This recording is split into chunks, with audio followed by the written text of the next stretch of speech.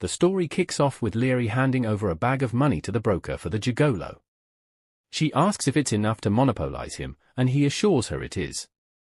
With a grin, he tells her to enjoy herself. As she strolls down the hallway, her body tingles strangely. She remembers him saying he's waiting at the end, but she pauses, questioning if this is really the right thing to do. Then she reminds herself that her husband literally suggested she get a lover, so technically, she's just following instructions, right? She shrugs, takes a deep breath, and pushes open the door. Inside, other women turn to look at her. One of them asks who she is, but she raises her voice, declaring she heard the best gigolo was here. A voice from the corner says she's finally here. She doesn't say anything back, but in her mind, she tells herself that if she's going down this road, it's only because her husband's idea of marriage opened that door, not because she planned it this way. Meanwhile, Luise stands in front of a mirror, adjusting her dress with the help of a maid. She asks if the outfit looks good and wonders if Laird would like it. Then, the sound of a carriage reaches her ears. Her eyes widen. She rushes outside, calling his name like she's running a marathon in heels. The maid tells her to be careful, but she's already halfway to the gate. When she finally reaches him, she hugs him and says she missed him, asking if anything exciting happened while he was at the estate. It hasn't been that long since the wedding, but he had to stay away for months. He greets her, then turns to open the carriage door like he's unveiling a surprise. A young lady steps down, and he calmly introduces her as a new maid. Luise stares, thinking, wait a minute, what kind of maid looks like that? The girl bows and asks her to please take care of her. That night, while lying in bed, she replays everything in her head. Laird had said the girl's luggage got stolen on the way to the capital, and she needed a place to stay, so he invited her to stay at their house for a while. Luise wonders if she's just overthinking it. The maid did say she was only looking for her family and would leave as soon as she found them. That story kind of touched her. It reminded her of her younger self. Her thoughts drift to that one painful memory. The day she dropped her fish on the floor. She needed to sell them, and if they were scratched, they'd lose value. So she tried to gather them quickly but got stung in the process. Then Laird showed up, asked if she was okay, and told her he'd pay for all the fish. He even said if she got hurt, she should let him know. Thinking back, she realizes how tough life had been and how that moment changed things. Laird's the kind of guy who helps people without a second thought. Maybe this new maid is just another person he's trying to help. She decides she'll treat the girl kindly. After all, if she's really planning to leave soon, what's the harm? But then, just as she looks out the window, her heart drops. She sees something she can't unsee. Laird and the maid. In the garden. Getting a little too close. Her mind freezes. What is she looking at? At dinner, they sit at the table, but she's not really present. He notices and asks what she's thinking about. She fakes a smile and just nods. He says he's tired and that she should eat since he made sure to order the things she likes. She keeps smiling, but inside, it's chaos. He's acting so normal, so friendly, like nothing's happened. Did she imagine it? Is it possible she got it all wrong? Maybe the maid made a mistake and Laird was just caught up in it. But no. What she saw was real. That wasn't just a friendly conversation in the garden. Her thoughts are spinning, trying to find any logical explanation. Is he tired of her already? She remembers how he always used to say he loved her. Suddenly, the maid walks in, saying the Count, yep, Laird, called her. Luise immediately calls out to him and asks how he could do something like that. She says she's loved him all this time. He looks at her calmly and says she's the one he loves the most. Then he adds that they should respect each other's privacy and that he should be free to enjoy his life however he wants. Privacy? Freedom? She's stunned. Those exact words were in the contract he wanted her to sign before they got married. She stares at him while he smiles and asks if she understands what he means. Inside, she wonders if that's what he meant all along. He holds her hands and asks if she remembers the contract, the one that clearly said if she interferes in his private life, the marriage ends. She freezes, shocked by how serious he is. In her mind, she knows she has no other option. She doesn't want to return to that miserable life, not again. She thinks about how he reached out to her during the darkest time, how he was the only one who saw her then. She softly says she understands. He hugs her and thanks her for being so understanding, like he just got promoted for saying the worst thing with the calmest voice. After that day, he's still just as kind. He brings her a red flower, saying it's her favorite and it reminds him of her. She's surprised he even remembers that, and she says thank you. He tells her he brought Helena along. Helena, smiling like she's the new queen of the castle, asks if she got in trouble again. She calmly replies that she's fine, but in her heart, she wonders how fast these women change. Honestly, she's lost count. But she's been adapting in her own quiet way, like someone learning to live with a parade going on in the living room. As he leaves the dining room, he casually asks if she's okay with his mistress. She tells him of course not, after all, she's still the real wife. Then she adds that she's only asking just in case. Just like that, 3 years pass. 2 maids working in the garden whisper while trimming plants. One says it's getting a little too late for the succession talk. The other replies that with the Marquis always wandering off, it's not helping. She adds that if this keeps going and someone ends up having a child out of nowhere, the lady might have to step down. She overhears them and feels a tight pain in her chest. Later at dinner, she looks at him and finally asks if it isn't time to talk about having a successor. He looks up, clearly surprised, and asks if that's really necessary. She says that if things keep going the way they are, she might lose her place. He answers that he just wants them to be happy like this. She blinks, wondering quietly if she's actually happy. He gets up and says he has an appointment. Before leaving, he asks if there's anything she wants to talk about. She hesitates, then says it's nothing. As he walks away, she stares at his back, whispering to herself that today is their wedding anniversary. She doesn't feel like going anywhere, but the silence of the mansion feels heavier than usual. She steps outside, hoping a walk will help, but everything still feels empty. Then, out of nowhere, it starts raining. She sighs, wondering why the sky just decided to cry with her. She thinks maybe it's better to stay inside. Deep down, she knows this relationship isn't going to magically improve. Her mind drifts to that one moment when he was chatting with a friend.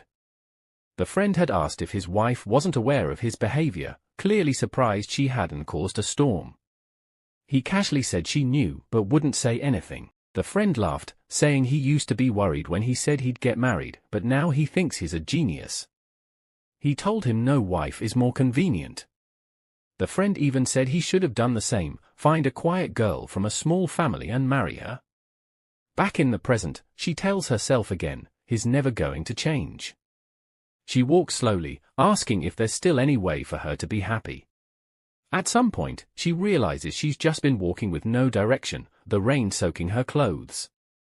Her teeth start chattering, and that's when she snaps out of it. It's freezing. She says it out loud like her body didn't already know.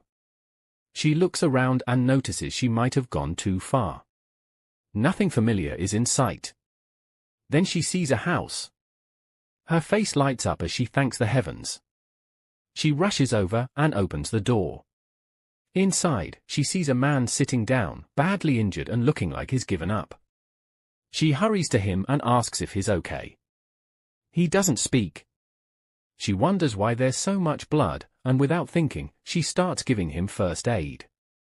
She tries to expose the wound so she can see what's going on, her mind racing with possibilities. Just then, he suddenly grabs her wrist and asks who she is. He holds her wrist firmly and asks who sent her, eyes sharp even in his weak state. She panics a bit, tells him to calm down, but he's already dizzy. The more he tries to stay awake, the more his vision fades. Just like that, he collapses on her. She yells for him to wake up, voice shaky. Later that night, he slowly opens his eyes. Confused, he sees a silver-haired woman beside him. She looks oddly familiar. When she notices he's awake, she turns and asks if he's back to his senses. He doesn't reply. They both just stare at each other like a silent staring contest. He tries to sit up but winces in pain. She calmly explains that she only gave him a quick first aid and that thankfully, the wound wasn't as deep as it looked. He quietly wonders if a lady really just treated him like that. She tells him she had no tools, so she did what she could on the spot. He thinks the treatment is surprisingly good, even better than most nights he knows. He notices her clothes, ripped and stained with blood, and asks if she tore her petticoat to treat him. She nods, saying there wasn't much choice. He's stunned, thinking not many women would do that, especially not someone who looks like she comes from a prestigious background. When he smiles at her, she asks why he's grinning and tells him to stop laughing before the wound opens again. He chuckles and says he gets it. Then thanks her, saying he survived because of her, and apologizes for earlier. She says the treatment bill is now covered, and she has to leave. He's surprised and asks if she's really going already. She says yes, her husband should be home soon. He tries to sit up again and asks if she's not curious about why he was in such a state. She simply says everyone has their circumstances and that today she did something she's never done before, so she'd like him to keep it a secret too. She leaves quickly. He lies back and thinks funny enough, he was just about to ask her to do the same. Then wonders, who on earth was she? On her way home, she thinks about how familiar he looked. At the house, he mentions hearing from the servants that she came in drenched with torn clothes. He asks what happened. She tells him she didn't expect the rain and it came down too hard. He seems irritated and asks how a noble could come back in that state, then apologizes, wondering if it's because he forgot their anniversary. He says she could have just talked to him instead of falling sick. He asks if she's hurt anywhere, says he'd feel bad if she got sick. She notices his scent, it doesn't smell like him. Someone else's perfume? He stands up, says thankfully she's okay, and reminds her there's an important banquet tomorrow. He clearly forgot. Then casually mentions that if a certain noble returns, it'll shake the whole social circle. The name rings in her ears. He continues talking, saying no knight has returned from a mission in the peril for a long time and more than half of the men died this time. That's when she realizes the injured man she treated was none other than the Archduke. The very same man, the fallen crown prince, who disappeared a year ago during a reconnaissance mission in the peril. That place, cursed since the dragon's death 30 years ago, filled with strange beasts and darker secrets. Everyone thought he was being sent to die. Most of the knights never returned. People whispered that it was the emperor's way of getting rid of him. But he survived. After 21 years, he saved half of his men and came back alive. She wonders what he was doing there and why she had to be the one to find him. He calls her name again, asking if she's even listening. She snaps out of her thoughts and says sorry. He warns her about the Archduke, says there are rumors that he charms women, even noble ladies and married ones, and uses them for black magic. He tells her she's wise, so she wouldn't get caught up with someone like that. She agrees with a nod. She thinks the rumor has nothing to do with her. She's only crossed paths with him a few times at banquets. That rainy night was the first time she really saw him. There's no way there would be any real connection between them. At the banquet, he proudly introduces her to the Archduke. The man greets her and says, "So this is the famous Countess." There's a pause. The two lock eyes for a moment longer than necessary. Her husband notices and wonders quietly to himself, what kind of look was that? His Majesty congratulates the Archduke for returning safely. He bows and calls it a great honor. Then he jokingly asks why His Majesty went out of his way to throw such a grand banquet.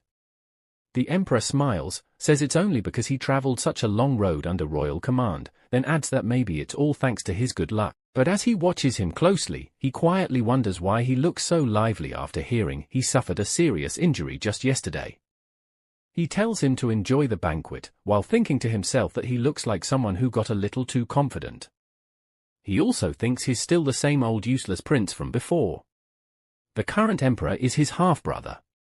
Ever since he snatched the title of Crown Prince through shady tricks, he hasn't stopped sending assassins. But somehow, he always survives. He gathers loyal people, doesn't care about their status, and forms the strongest knights. Instead of fighting for power, he stays out of politics and builds influence through estate work and charity. The more good he does, the more nervous the emperor gets.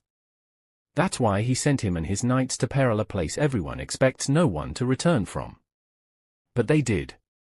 Now the emperor's hatred burns stronger than ever. He glares across the room and thinks, let him enjoy this moment, because soon, he'll be the one to take him down.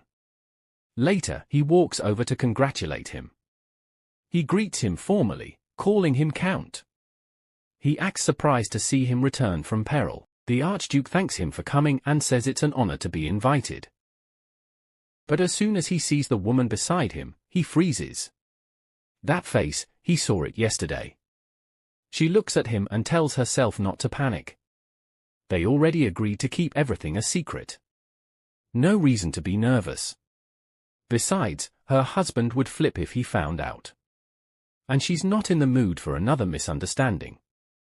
He smiles and says, so this is the famous Countess. She smiles back politely, says it's an honor, then congratulates him on his safe return.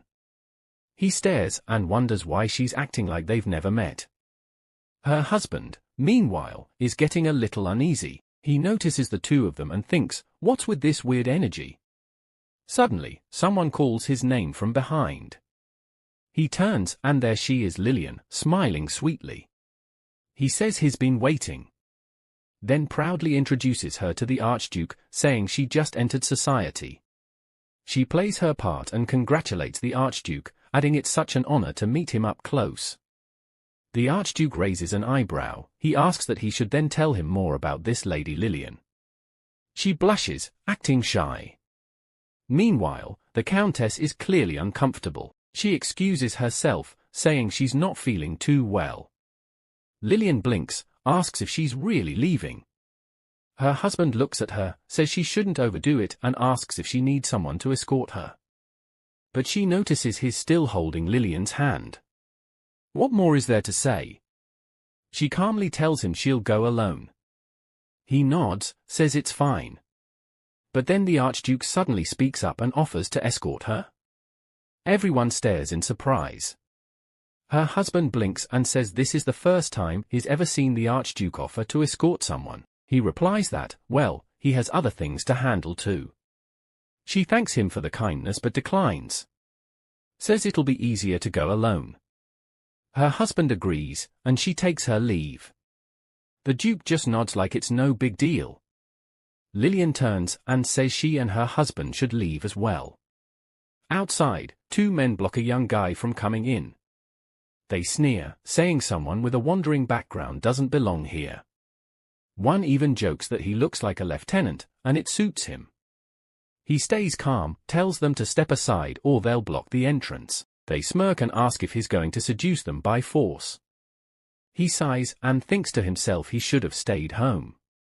Who knew the social world still had this kind of drama? Just then, she walks up and sees them. She wonders if it's a fight or just another round of bullying. She's in a hurry but still considers stepping in. Then she spots the guy being blocked.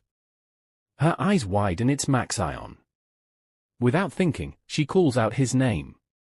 He hears his name and looks up, surprised, then quickly smiles and calls hers. She laughs a little and says it's been years, and she's glad to see him. He asks how she ended up there. She says she's married now and has been living in the capital for 3 years. The two men who stopped him earlier ask if they know each other. She casually tells them they grew up together. He thanks her for stepping in and says he didn't expect his childhood friend to become the famous Countess. He asks how she's doing. She asks if he's still the vice captain under the royal order, then adds she's heard good things about him lately. She figures he must have been to peril. Then quietly asks how things are back home. He says everything's fine. She wonders if he visited. He says he did, and he was surprised not to find her there. She tells him to visit their mansion properly next time and says her husband would welcome him. She insists again that he should come. then asks if he's doing okay. Before he can answer, someone calls out. It's him. He says he was worried but found him chatting with Madame Cloette. Then turns to her and says, just to be clear, he didn't follow her, he's only here for Maxion. She blinks and asks what he's talking about, then says she should head off. She watches his movements, then tells him not to make sudden ones like that, it's bad for his injury. He thinks to himself, who cares, then looks at her and says first she acts like a stranger, now she's suddenly worried. She doesn't respond. Instead, she turns to Maxion and says he better write to her. He nods with a smile and promises he will. He then asks Maxion if they've always been close. He nods and says since childhood, and he had no idea the Count's wife was a friend of his. Then he gets a bit nosy and asks if something's going on with her. He quickly says no, aside from what he said earlier. Then he changes the subject and tells him they should go say goodbye to the boring folks, that their achievement deserves a bit more noise. She watches from a distance and wonders if he's following her again. Just to be safe, she picks up the pace and hurries off. Later, the two of them are playing chess. Maxion asks if something's bothering him. He says no, but the game says otherwise. Maxion wins again. He sighs and says there are days like this, then compliments him for improving. Maxion grins and says he didn't improve, it just feels like someone's not focused today. He admits it and asks if he's off duty tomorrow. He says yes and confirms he's planning to visit the Cloette mansion. He nods, then casually asks if anything unusual has come up in her recent activities. Maxion says no, everything's been normal. He asks what he remembers about the Count's wife. Maxion pauses and says that's tough, it's been 10 years. He tells him to say anything, even small things. Maxion thinks and says she's always been warm. Then adds, awkwardly, that there's a weird resemblance between her and him. He blinks and thinks wow, if people heard that, they'd faint. Maxion tells him to pretend he didn't hear it. He then tells him not to let his guard down just because he's happy to see her again. That her family is known for loyalty, even within the Imperial side. He watches Maxion smile and thinks he never expected to see that look on his face. Maxion says it's all right and stands to leave. He tells him next time, they'll have a proper match. Maxion leaves, but wonders why he's suddenly asking questions about her. He, on the other hand, sits there thinking what is going on. During his time in peril, the Emperor kept sending assassins. But oddly, some attacks came from volunteer soldiers. And on the final day of the mission, someone close to him betrayed him. That's when she appeared. He starts to wonder, is she part of the Imperial faction? Reports say she doesn't fit into society. Just a noble wife with nothing remarkable, but he remembers the way she treated his injury. That wasn't something just anyone could do. That speed, that skill, was it from practice? Has she done that many times before? Why is someone like that around Laird? Is something being planned behind the scenes? Based on her reactions, he starts to believe she realized who he was later on. So now he wonders, did she ask him to keep it secret just to hide her location? He leans back, eyes narrowed, and quietly says to himself, "What are you, Luise Cloette?" She gets dressed with help from her maid, who tells her she heard a guest is coming today. The maid suggests something more comfortable but is politely ignored. She just says it's fine like this, then smiles to herself, thinking about the old days. The moment she hears he's arrived, she rushes out. He's just getting off his horse. She seems genuinely happy to see him. He thanks her for the invite. She says she's more thankful that he came and jokes that there are tons of stories she's been saving up. She brings out apple pie, saying she wasn't sure what he liked now, so she just made what he always used to eat. He takes a bite and says it's delicious. She lights up and tells him he's grown a lot, it's like dealing with a big kid now. He tells her to stop teasing, but she laughs and says there's plenty more to eat, so he better get to it. She asks how he ended up in the Royal Knights. He says he met the Archduke on the road to his hometown and somehow ended up hired as his driver. She says it's good to hear and that he looks much better than he did back in peril. He laughs, says he's happy now and was also happy back then. Then asks how she's been. She says she's lucky to have met a good man and thanks God for it. Then she says they shouldn't just sit around, the garden is beautiful and she wants to show him. They walk through it, and he says it looks like it's about to rain. She shrugs and says it won't last, and there's a place to take cover anyway. He says she must know the weather better than the forecast does. She thinks to herself even if it rains, she's still going to enjoy this walk. Just like old times, some things never change. Then it starts drizzling. She tries to open her umbrella but it won't budge. She calls for help. He comes over and covers her with his. She asks why hers won't work. He says it's probably broken. She sighs but doesn't seem too mad. He tells her to come closer and they share his umbrella. She looks thrilled. She says the rain's picking up and grabs his hand, suggesting they make a run for it. They run through the garden like a scene straight out of a storybook. By the time they get under the building, she's a little out of breath but smiling. She says it feels like being a kid again. Then she notices his clothes are wet and apologizes, but he says it's fine, he had fun. He reminds her she once said it's nice being here. She agrees, saying the place has its own charm.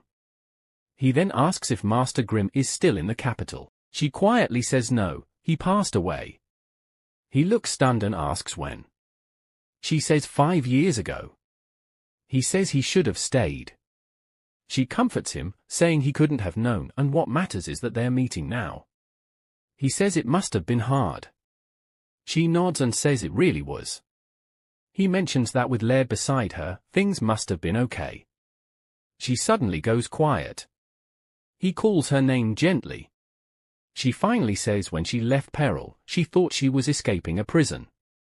But this place feels like a prettier one. Everything's a mess, and what scares her the most is that she might be the one to ruin the peace. He sees the tears fall and gently says her name again. Meanwhile, Archduke Lindemann is getting into a carriage. The driver asks where they're headed. He says to the Count Cloet's mansion. The driver nods. Inside the carriage, he thinks to himself that close relationships make it hard to stay objective. So he needs to see everything with his own eyes. Then tells the driver they're going to pick up Max Ion too. He's about to leave when she tells him to go back safely. He nods and says he had fun today, then adds that if anything happens, she should write to him. She agrees. Just as he's heading out, someone walks into the house. Both of them freeze a little. The new arrival says he didn't expect her childhood friend to be such a strong man. She quickly introduces him as her old friend. He smiles and says it's nice to meet him, adds that he was just about to leave but he's glad they met. The other man says it's a shame he's leaving right when he arrived and suggests they have a meal together next time. He agrees and heads out toward his ride. She tells him again it was fun and waves goodbye. But then they spot another carriage approaching. He asks if she invited someone else. She says no. The carriage stops, the door opens, and out steps someone that makes everyone's eyebrows raise. He drops a good evening, like it's no big deal. Then turns to his loyal knight and says he came to pick him up. She looks confused. He explains he thought it might rain again, and since he was nearby, he decided to stop by. Adds that it always bothers him when his guy rides on horseback like he's still in training. She just nods, but thinks to herself that the rain's over and only someone who doesn't know the weather would say that. Deep down, she's wishing he hadn't shown up, especially because someone might get upset if they find out about that last time. Then he casually mentions that on the way in, he saw a beautiful garden and asks if he'll be invited next time. She's lost for words. The other man steps in quickly and says the place might be a little shabby, but they'll try to save a room for him. He laughs and says he'll look forward to it, then wishes them a peaceful night. Later that night, she's in her room when the air shifts. He asks her if she really had to go out with vulgar people. She calmly replies that her friend isn't vulgar, he's her friend. But in his mind, it's not just the friend, it's also the surprise appearance of someone with more titles than manners. He points out that while the guy might be her childhood buddy, is still a knight who used to be a mercenary, and she's now a countess. She asks if that's really how it works now. Her thoughts jump to the past, specifically their wedding. He had told her that day she was now a noblewoman and should forget her old name, said he didn't want people to look down on her, and warned her not to talk about where she came from. Back in the moment, she thinks maybe she and her friend embarrassed him, and he doesn't care about how she feels. It's just unfair. But out loud, she tells him that if it bothers him so much, she'll avoid her friend. He says good, and adds that he wouldn't mind if it were just a passing fling. In fact, if she's that bored, she might as well find a lover and distress. She freezes. In her head, she tells herself to stay calm. No point breaking the peace herself. So she agrees. Fine, she'll get a lover. Meanwhile, the two men are in a sitting room. One of them is reading a letter and suddenly exclaims. The other asks if something's wrong. He says her husband told her to get a lover. He asks what her reply was. He says she's wondering where to find one, and even said she prefers handsome ones. Then adds that she's not the type to randomly pick someone, so no, he won't be applying. He says he wanted to tell her to ignore her husband, but that's their private issue. Still, he's worried. She's bold enough to actually wander into the back alley to find one, and that's a bit scary. The other man smirks and asks, "What about you?" He blinks. "What about me?" He clarifies. "You be the lover." He chokes a bit and asks if he's serious. He then gets a question back. "Do you think I am not worthy of competition?" Now he's really lost. He wants to know why. The answer? Because I'm bored. Back at the mansion, she receives a letter. The maid hands it over and leaves. She opens it. Inside it says, "Dear Luise, sorry for that whole awkward lover conversation. I've been thinking, I know the best kind of man for the job. Someone charming. Someone reliable. Someone who might actually keep you entertained." He asks what he means by being bored. The reply is that all his territory work is done, he's back from peril, and now he's planning a deep investigation into the Cloet family. He raises a brow and asks if that's really the reason. The answer? Curiosity about what kind of person she is. He warns that it's too risky to become her lover just to dig into her family.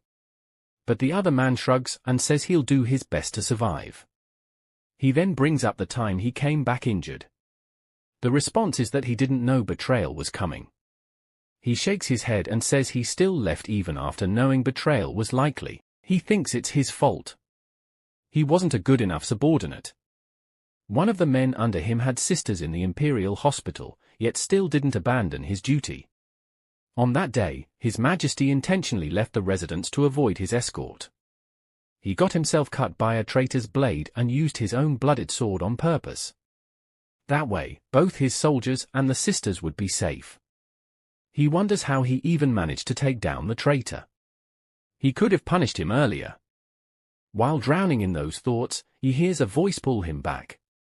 The question is if he was really that bad. He quickly says that's not what he meant. Then gets handed the task of writing that ridiculous letter. It's said to be better than letting her end up with some alley gigolo. He's told to write that the Dolores Inn has the best ones and the most charming guy is named Elysian. When she reads the letter, she's confused. How does he know so much about gigolos? She wonders if he's interested in men. Maybe he's hiding something? She decides to play dumb until he confesses something. She's not even sure she can pull off the whole lover thing. Meanwhile, someone's been waiting at Dolores Inn for days. She hasn't shown up, and he's starting to question his life choices. He remembers the first time he saw her, 3 years ago. He'd heard that Count Cloet had married, and was curious. She was beautiful, yes. But he didn't know her family background. That banquet 3 years ago pops into his mind. She picked up a piece of cake to eat. That's when she realized everyone was staring. She panicked, wondering what she did wrong. What she didn't know was that the food was only for decoration. The noble crowd was horrified. Meanwhile, he just thought the whole custom was dumb. He watched her, curious at first. But after seeing her quietly fade into the background at every event, he got bored. She didn't really fit in. And eventually, he forgot about her. Now, here he is, days deep in waiting, wearing a face mask like his undercover at a masquerade ball. He even thinks the rumors about him are going to get spicier after this. When a maid asks if he wants tea, he agrees. She stares at his mask, thinking he's into weird games. Rumor already has it that he enjoys strange hobbies, avoids scandals, and might even dabble in dark magic. Some say he's scared of women. Others whisper about his unique tastes. He's admired and feared, but nobody really knows the truth. He, on the other hand, thinks this kind of drama is perfect. It might even rattle the imperial faction. Suddenly, she walks in. The maid asks if she came with someone. He stays quiet. She boldly says she's here for the country's best gigolo. The maid tries to correct her, but he waves her off and sends her away. He decides to mess with her a bit, so he changes his voice. Then he says she must be the Countess of Cloet. Asks if she's here looking for a cheating husband or just fed up with her nights. If that's the case, she's come to the right place. She calmly says no, she came for her lover. He repeats it like it's the wildest thing he's heard all week. He jokes that it's strange, she doesn't even want his body, just the title. Then asks, what's in it for him if he becomes her lover? She says he'll live a good life. He says that's still not enough. She tells him there's more. He gets closer and asks what that is. She looks at him, feeling like she's met him before. Says she'll do anything he wants. But something still feels familiar. He smiles and accepts the deal, then slowly removes the mask. Her eyes widen in shock. It's him. She stands up fast, says she's sorry, and tries to leave. In her mind, she's freaking out. Did he send her here on purpose? Were they in on it together? Before she can escape, he grabs her gently and tells her not to leave. Things are just about to get fun. She tells him it won't be fun for long, that he'll get bored. He says he'll decide that for himself. He points out that a person like her in a hotel, he didn't know she had this hobby too. She admits she's here to have a lover. He agrees, saying he'll be that lover. He asks if it's okay with her. She says she's not here to joke around. He reassures her he's sincere too, and smiles at her. She thinks for a moment, then stretches out her hand and says, "Have fun, my lover." He smiles, takes her hand, kisses it, and says he'll do his best to serve her as her lover. Later that night, she can't seem to calm down. She's going for a walk, wondering why she agreed to have Archduke Edward as a lover. It feels strange. She tells herself it's what Laird recommended, but still, it feels wrong, like she's cheating. As she walks down the stairs, she runs into Laird. She asks if he hasn't gone to sleep yet. He says it's a nice night after work, the moonlight is bright. He asks if she wants to have a drink with him since it's been a long time. She thinks to herself that his smile, which means so much to her, has saved her once again. She wonders if she can go back. She decides to go with him, remembering he once told her not to interfere with his private life. She worries that if she tells him about her lover, their relationship might end. She thinks maybe that's for the best. She tells him she just wants to take a walk around the mansion. He says that's nice, but warns her it's dark and she should be careful. She hopes this walk will help. She says good night to him, and he replies, "You too." The next day, she brings a lot of papers to Edward. He asks what they are. She tells him it's a contract. He says he knows, but asks why she's doing this. He wonders if she planned to prepare something like this. She says she doesn't know what to do with her lover, so she's trying this out first. She adds that one part of the contract says she won't get into any kind of relationship that a married couple would have. He tells her that won't happen unless she allows it, but if she wants it, she should let him know. She yells that it will never happen. He tells her that matters like this are decided through discussion, not a contract. She says they're not real lovers.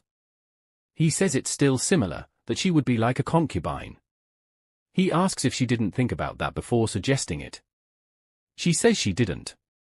Then, she asks if they're fake lovers and if she also signed a contract with her husband. He laughs, saying he didn't know writing contracts was the trend these days, but whatever she wants, at least he'll be more useful than a gigolo. He adds that she didn't just bring in any normal lover, he's the most famous one in the capital now. She asks why someone like him would want to do this with her.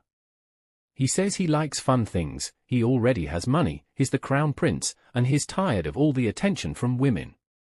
He tells her she can tell him whatever she wants because he could be a very useful chess piece. She says, as you wish. He tells her if she needs time to think, that's fine, but he'll also read the letter she brought. As he goes through them, he wonders why she brought so many documents that are so similar. One of the contracts states that if either of them falls in love with the other, they'll quit the relationship. He tells her he doesn't think she wants a lover for love, since she's been repeating a certain phrase over and over. She tells him it's not because she wants love, but because her husband recommended it. He says, okay, thinking she's a really strange woman. He asks if there's another reason. She tells him she wishes her husband would understand her feelings. He asks if she'd want her husband to be in the same situation. She says yes, and adds that her mother always told her that if fighting is unavoidable, fighting well is just as important as winning. She hopes he'll help her fight well. He tells her there's going to be a banquet this weekend, and Lady Lillian is a rising star in society. He says that Count Laird has been spending time with her lately. He asks if she'd like to start the fight there. She agrees. He then asks if they should plan their first step. She seems surprised and asks, first step? He asks, aren't we lovers anymore?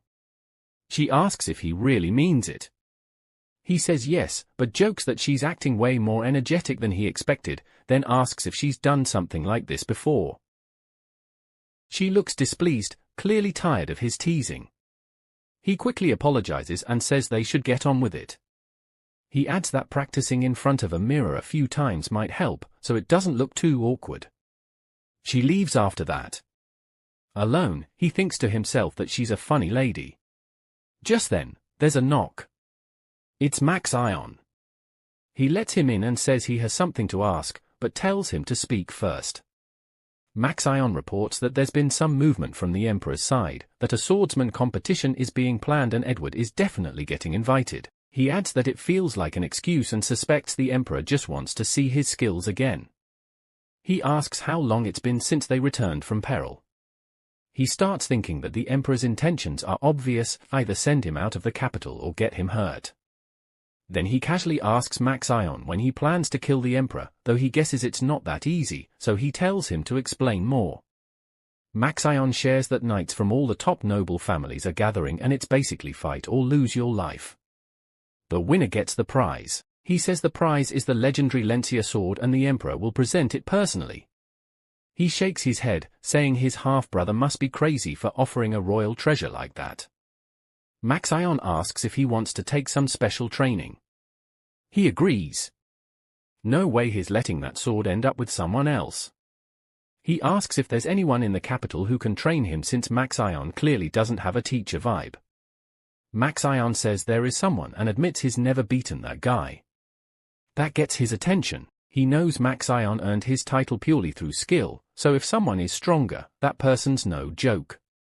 He decides to use this opportunity to bring that person over to his side and says to introduce him after the banquet. Max Ion agrees. Then he randomly asks if she has any strange tastes. Earlier she told him she couldn't fall in love with him. Max Ion thinks that's normal. But Edward finds it weird. No woman ever says no to him. He sees the expression on Maxion's face and asks what's that about. Max Ion wonders in his head if she can really handle someone like Edward. It's another day. She and Laird are on their way out. She's been feeling awkward around him since visiting Edward's place. She's sure Laird doesn't know where she went. Lost in thought, she doesn't even notice they've arrived at the Heliad mansion. Laird notices something is off and asks if she's okay. Inside, the place is packed. Lady Lillian walks up and thanks him for inviting her. He asks why she's being formal. She says she prepared specially, thinking of him. He tells her he's going to greet some people and says she can leave if she gets tired. She surprises him by saying she's going to enjoy the banquet. He notes how she's been doing things so suddenly these days, then walks off with Lillian. Whispers start immediately. People are wondering why she would come to a banquet thrown by her husband's mistress. Someone even asks if she has no pride. Standing alone, she tells herself that the real battle is starting now and this is only the beginning. Suddenly, Edward shows up. He jokes that her husband disappeared fast today. He hands her a glass of wine and asks if she practiced. She says she even practiced doing things like this. He says great, now it's show time. She asks if this will really work. He says not to worry, his face alone is convincing enough. She agrees, then gently, she drops her glass on the floor. It shatters. Everyone looks over. Edward rushes to her side, acting all concerned, asking if she's okay.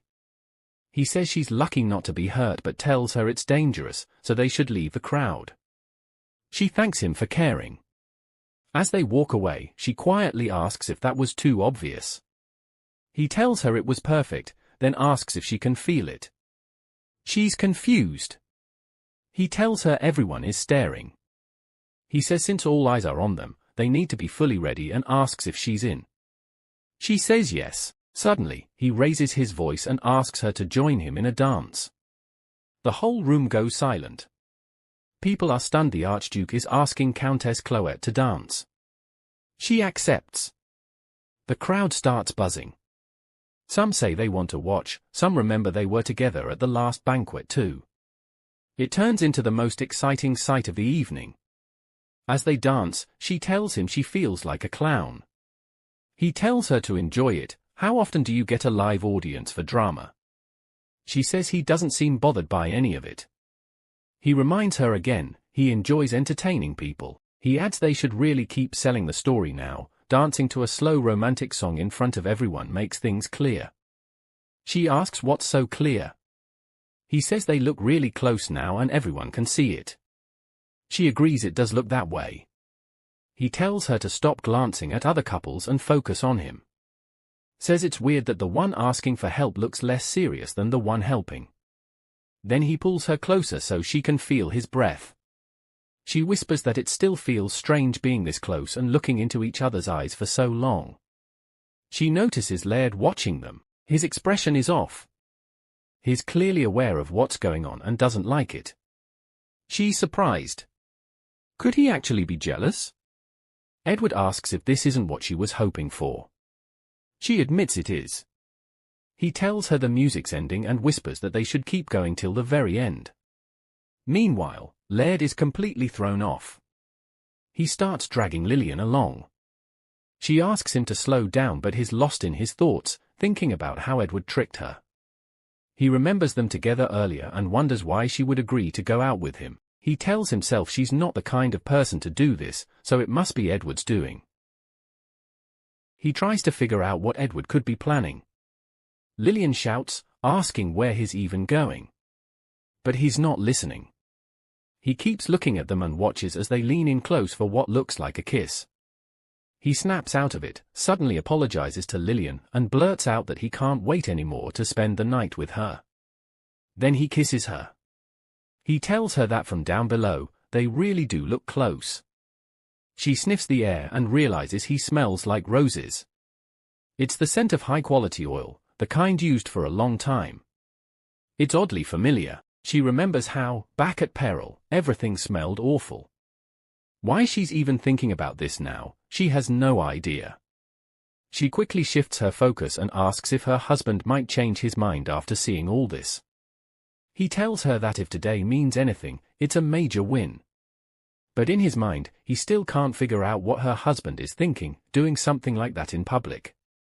He asks if she wants to go spy on him. He says that if things change with her husband, it's fine for her to stop coming to him, but for now, they're partners in crime and he's about to do something. She should excuse him. He gently takes off her gloves, says it's just part of the act, and kisses her hand. She's startled, wondering why her heart is racing over something like that. Meanwhile, her husband burns with jealousy. He suddenly tells the lady next to him that they should go to her room. They leave quickly. Back at the balcony, he watches them disappear and says it's over. She warns him that next time, she's not letting go. He chuckles, asking if it's because she's all fired up for him now. She says yes. He then jokes that in the entire capital, no woman really cares for him. If they do, he'd just wrap them around one finger. Not even 3. She snaps back, asking if she's one of those fingers. He smiles and says it's time to escort her to the carriage. She remembers all the rumors back when he was the crown prince. So many women chased him, yet he never got married. She always wondered why. She asked her mom once if he was really that handsome like the stories said. Her mom said he was uglier than sin, just drawn nicely because of his title. Now she knows that was a big fat lie. He's just as good looking as her husband, and if he's this clever with plans, then he's probably had plenty of experience with women. Before she leaves, he tells her that from now on, she should call him by his name. Today, they're making their grand debut as a couple. She gives it a try and says his name. He grins. That day, she rides home in his carriage. The maids who see them are shocked. Whispers start flying. Her husband doesn't come home that night. Days pass. Eventually, he walks into the house, hugs her, says he's tired and wants to rest first. He barely says a word and heads straight to his room. She watches him go and concludes that nothing has changed. Early in the morning, a knock comes at the Archduke's house. It's his knight, holding a letter. He tells the housekeeper he'll deliver it himself. Looking at the envelope, he thinks it's already been 10 days and people are still talking. He hopes she's doing okay. But first, he has urgent matters. He yells the Archduke's name and walks in. The man is deep asleep. He groans, opens the door, and reminds the knight about waking him up so early. The knight says he doesn't look happy and jokes about it. He snaps back, saying of course not, he's been hearing the same gossip for 10 straight days. The knight just shrugs, saying things like that happen. He squints at him, saying he doesn't believe it. When asked what he means, he replies with confidence. There's no way someone could resist his charm. He adds that even his childhood friend pulled off a complicated mission. How could she not fall for him? The knight starts to realize that the real issue isn't that he's hurt, but that he's feeling something unfamiliar, discomfort. He quickly changes the topic and asks if he found a sword teacher yet. The knight says no, but he does have a letter. The Archduke immediately perks up, excited. He says it's not over yet, just like he thought. The knight asks what it says, but he's already caught up reading. He tells him to get a pen right now, he needs to reply fast. He says she's inviting him to visit her at the mansion. He hands over the letter and tells him to deliver it quickly. Then he suddenly asks if he's spoken to her since that day. The knight says no. He meant to explain, but he's not sure how she'd react. The Archduke tells him his judgment has been off lately, but thanks to him, he got what he wanted. He promises to reward him well. For now, he says, he should just go and have a nice, long talk. If you're eager for the next chapter, drop a comment expressing your interest in a part 2. Don't forget to subscribe and hit the notification bell to stay updated. Until next time, ciao.